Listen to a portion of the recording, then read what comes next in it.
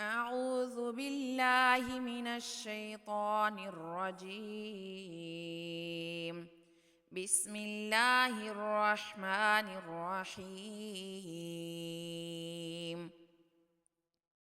فما لكم في المنافقين فئتين والله أركسهم بما كسبوا أتريدون أن تهدوا من أضل الله ومن يضلل الله فلن تجد له سبيلا ودوا لو تكفرون كما كفروا فتكونون سواء فلا تتخذوا منهم أولياء حتى يهاجروا في سبيل الله فإن تولوا فخذوهم واقتلوهم حيث وجدتموهم ولا تتخذوا منهم وليا ولا نصيرا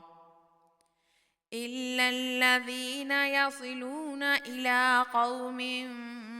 بينكم وبينهم ميثاق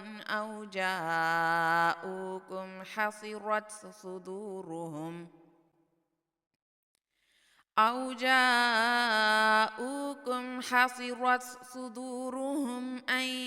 يقاتلوكم أو يقاتلوا قومهم ولو شاء الله لسلطهم عليكم فلقاتلوكم فإن اعتزلوكم فلم يقاتلوكم وألقوا إليكم السلم فما جعل الله لكم عليهم سبيلا ستجدون آخرين يريدون أن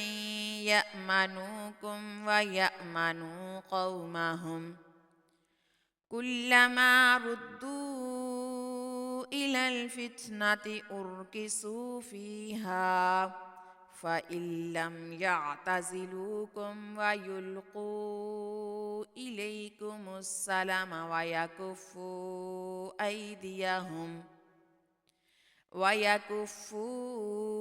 أيديهم فخذوهم واقتلوهم حيث ثقفتموهم